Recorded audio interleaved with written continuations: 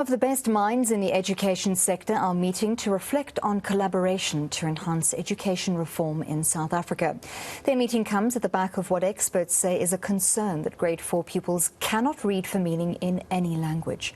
Organised under the auspices of the National Education Collaboration Trust, the convention will be looking at addressing some of the challenges in the education space. Let's discuss this further. We're joined by Sizwe Nxasana, chairperson of the National Education Collaboration Trust. Mr. Nxasana, thank you so much for speaking to us on Newsnight this evening. Now, we know the theme of this convention is reflections on collaboration to enhance education reform efforts in South Africa. But what are some of the discussion topics that fall under that theme?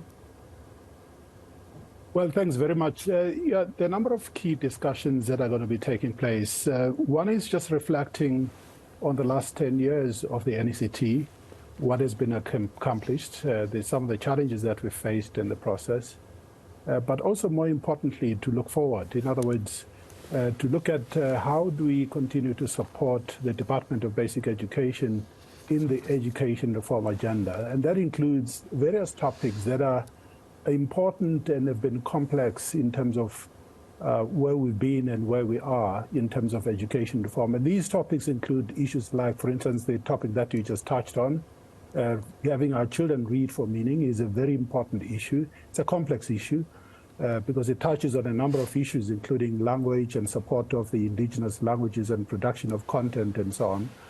But there are new opportunities that are arising, especially because of technology, artificial intelligence, machine learning, and so on. And secondly, the issue of mathematics, as an example, is another issue which is going to be very topical and has remained topical, especially because as a country, we need to produce young people who not only have knowledge, but also skills and competences to be able to make a meaningful contribution in their lives as well as the lives of communities and their families and so on. And therefore, the issue of how we increase the number of young people, particularly who are completing school with skills in mathematics that opens doors for them, not just in the sciences, because mathematics is quite important in a number of areas, whether it's the arts or the creative arts or agriculture and so on. Mathematics is quite important. And in a world which is fast changing, driven by technology and so on, mathematics is really important, and we need to improve, particularly the throughput of young people who are completing grade 12, as an example, with mathematics passing at grades that are more than 60%. So that's really important. But there are other issues, curriculum reform. The Department of Basic Education has started the process and continues with the process of curriculum reform in a number of areas. For instance, the introduction of the 3-stream curriculum, which now includes the vocational curriculum as well as the technical curriculum, is a very positive and very progressive step. And the issue is how do we scale that? Because it's important not just to scale it, but also to work with the higher education and training sector, particularly the colleges, the TVET colleges and the universities, to make sure that the articulation, in other words, the progression of young people into higher education or even just the world of work happens on a way and on a basis that those young people who are produced by the basic education system have the skills and the foundations to be able to progress. There are other areas of curriculum reform. For instance, the Department of Basic Education introduced artificial intelligence, coding and robotics on a pilot basis, yes, last year. But that part of the curriculum, which is going to be gazetted by 2025, is quite important and progressive because we know, artificial intelligence is in the lips of everyone and it's changing the world of work in many, many different respects. The production of teachers who are competent, especially in the critical areas such as reading, mathematics, technology, and so on, are really important subjects. So as the National Education Collaboration Trust, we support the Department of Basic Education, especially through the National Institute for Curriculum Development, which is the NRCPD, to make sure that teachers that are being produced by universities, as well as those teachers that are already in service, have the skills and competences, especially to cope with reform curriculum, to deal with a very complex environment because schools are complex. You know, you deal with parents, we deal with societal issues and so on. So those are some of the key topics that we're going to be looking at. In the 10 years that the NECT has been running, you know, you've been driving collaborative efforts in changing the face of education. What are some of your reflections on the education reform agenda in South Africa, the kind of progress we've made in the areas that we still need a lot of work? Well, there are quite a few. You know, the first one is the NDP, the National Development Plan, created a really wonderful opportunity for key stakeholders in the country to collaborate and really make education a societal issue. So if you look at the structure of the National Education Collaboration Trust, of course we have the government there, the Department of Basic Education, but importantly we have teacher unions. All the teacher unions are represented there. We have civil society and organized business. And what we've learned, just reflecting on the 10 years, is one, you know, education is really a societal issue because it touches the lives of everyone. Secondly, we've learned that education reform is complex and takes time. So if you look at, you know, the iterations and just where this country has come from since 1994 in terms of different phases of education reform or curriculum reform, as an example, all of them have moved education in the right direction. Of course, we're not where we want to be as a country. Issues such as reading or mathematics or technology integration in learning and teaching continue to be really important issues.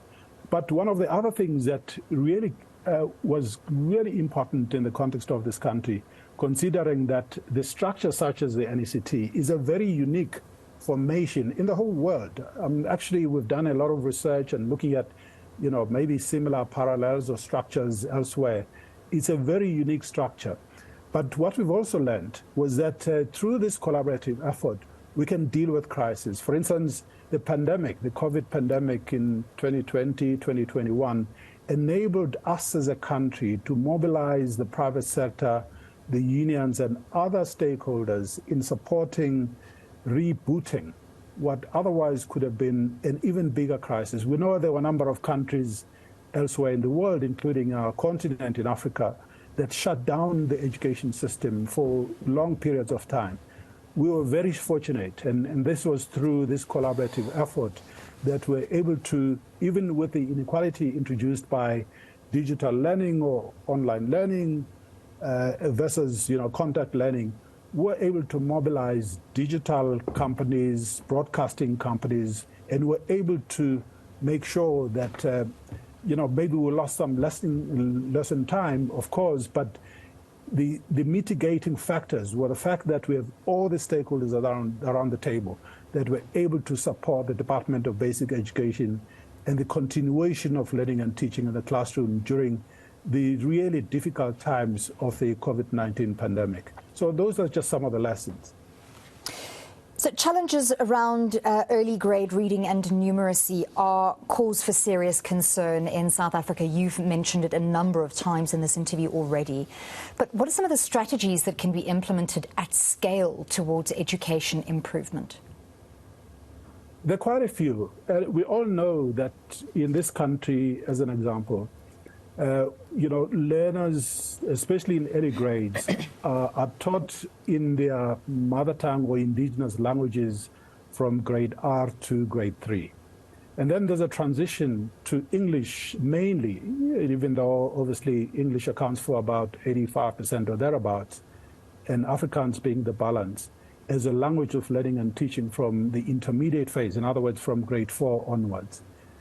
There's still a lot that needs to be done around the production of knowledge, in other words, content, books, in indigenous languages. As an example, some of the languages are really still marginalized in this country. If you just look at, for instance, Xitsonga, Tshivenda, Shipedi, Setswana, as an example, and maybe other languages like isiZulu and isiXhosa are a little bit better because there's a bit more content in books in those areas. But there's a need to really focus on producing content in indigenous languages, especially those languages that are sidelined in this country. So that's quite an important issue. And the second issue is about teaching teachers to teach reading. And that's really important, because I think the assumption was that the mere fact that people are teachers, they should be able to teach reading. And that's proven not to be the case. And the third issue is civil society involvement in the issue of reading. As the National Education Collaboration Trust, we've already mobilized a number of key stakeholders through the National Reading Coalition, which is actually a presidential initiative to support the reading campaign in the country, to collect books and material, to get parents as well as caregivers to provide support to young people in terms of reading, introduce the reading culture, as well as taking it right into the classroom. So the issue of the language policy in the country is quite an important issue that needs to be addressed. Because to the extent that we have a lot of languages in this country that are marginalized, and also to the extent that this transition from indigenous language learning and teaching to English or even Afrikaans as a language of learning and teaching from grade 4, that transition needs to be managed much better than what it is right now, because you have a lot of teachers, more than 80% of the teachers in our country are not first language English or Afrikaans speakers. So you find that the teacher, on the one hand, is teaching a language which is really foreign to them. The tools that they've been given to deal with the transition from grade 4 are not really what they should be. The content, which is either available or not available, is still a big issue.